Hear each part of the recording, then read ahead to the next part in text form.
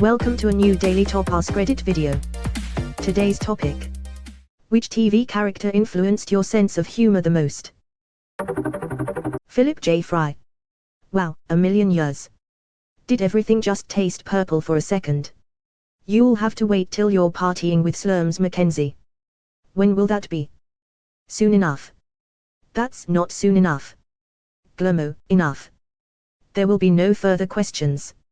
Fry raises hand. Why? I'm not a robot like you. I don't like having discs crammed into me unless they are Oreos and then only in the mouth. There are so many butt jokes that I only caught rewatching the series 100x. During the Worms episode when they shrink themselves and travel through Fry's colon, Amy goes, wow, it used to be a dump in here. Charlie Kelly here, local business owner and cat enthusiast. You're telling me that you believe that Christ comes back to life every Sunday in the form of a bowl of crackers and you proceed to just eat the man? Mac, he always puts some awesome twist at the end of his movies to trick the audience. Charlie Kelly, oh yeah, like in The Sixth Sense you find out that the dude in that hairpiece the whole time, that's Bruce Willis the whole movie. The gang in general. Mac, Charlie, and Frank absurdist humor. Dennis dark humor. D depressed gagging bird humor. Dennis is a full-blown psychopath. Percival Ulysses Cox. Everything that exists and Hugh Jackman. Verithig. Really agree. Look, Janice, Denise, Tiffany Amber Thies. Let me go ahead and share a little something special with you that I like to call Perry's perspective. 1. If someone's standing in front of me in line at the coffee shop and they can't decide what they want in the half an hour it took to get to the register, I should be allowed to kill them. 2. I'm fairly sure if they took porn off the internet, there'd only be one website left, and it'd be called Bring Back the Porn. 3. And most importantly of all, the only way to be respected as a doctor, nay, respected as a man, is to be an island. You are born alone, you damn sure die alone. Frank Drebye from Naked Gun. Or any character that is played by Leslie Nielsen really. My favorite is. He was Caucasian. Caucasian. Yeah. White guy, 6 foot, mustache. That's an awfully big mustache. Married one child that didn't work out so he married a grown woman. So he not shot Jim twice. No, Jim once. He shot Jim once. Yes, twice. I'd known her for years. We used to go to all the police functions together. Ah, how I loved her, but she had her music. I think she had her music. She'd hang out with the Chicago Male Chorus and Symphony. I don't recall her playing an instrument or be able to carry a tune. Yet she was on the road 300 days of the year. In fact, I bought her a harp for Christmas. She asked me what it was. Tell the captain we've got to land as soon as we can. This woman has to be gotten to a hospital. A hospital. What is it? It's a big building with patients, but that's not important right now. Excuse me sir, there's been a little problem in the cockpit. The cockpit? What is it? It's the little room in the front of the plane where the pilots sit, but that's not important right now. We're sorry to bother you at a time like this, Mrs. Twice. We would have come earlier but your husband wasn't dead yet. Words can't express how deathly serious this line was delivered, and it's a microcosm of the kind of humor in the show. Who are you? How did you get in here? I'm a locksmith. And I'm a locksmith. My absolute favorite was who are you and how did you get in here? I'm a locksmith and I'm a locksmith. Homer Simpson. Conan O'Brien, former writer for The Simpsons and Mad Men, said on his final show that there is something to be said for comedy that is both smart and stupid. It takes a special level of talent to make a joke that is seemingly dumb on the outside, but was actually well thought out. Edit, example of what I'm talking about. Homer, Lisa, everyone knows dragons do not attack cars. Geez, pick up a book. Lisa, gasps, I pick up books like you pick up beers. Homer, well then you have a serious reading problem. You'll have to speak up, I'm wearing a towel. Conan said during the height of the show, season 3 to 9, every joke made the rounds through 10 writers. If it passed it made the cut. Bender. Bender was my favorite as a teen.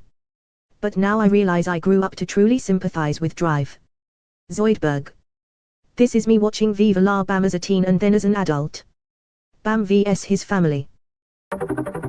John Dorian. That's Dr. John Dorian, thank you. Drive.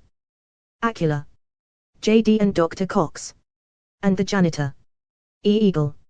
Edit, thanks for the awards. George Costanza. If you take everything I've accomplished in life, and condense it down into one day, it looks decent. Oh yeah. Well, the jerk store called.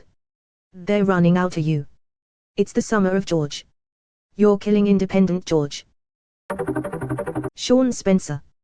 Whether I'm deliberately pronouncing a word horribly wrong or ignorantly doing so, the best response to someone's correction is, I've heard it both ways.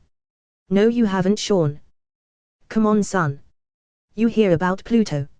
I've started rewatching that series after not watching it at all since the finale. That show has aged fantastically, just as funny as it was 10 years ago. Almost criminal how it's fallen under the radar now. It's full of good clean fun. It knows when to be serious, knows when to be funny, and puts it all together perfectly. Sean Spistar and Bruto Gaster. Lavender Gooms. This is my associate Ovalti Jenkins. It's Gus TT Showbiz. The extra T is for extra talent. Sterling Archer. Shit, I had something for this. Are we still doing phrasing? The very greatest Archer joke. Archer, wait, there are animals. Lana, no, Animal Farm. Cyril, how do you not get that? Archer, no, I know what an animal farm is. Cyril, not an animal farm. Archer, maybe we can stampede a flock of goats down the hall. Lana, Animal Farm is a book. Archer, no, it's not Lana. It's an allegorical novella about Stalinism by George Orwell, and spoiler alert, it sucks. The one where Brett dies left me crying. Well, he died doing what he loved, getting shot. What don't you get about this? Well, obviously the core concept.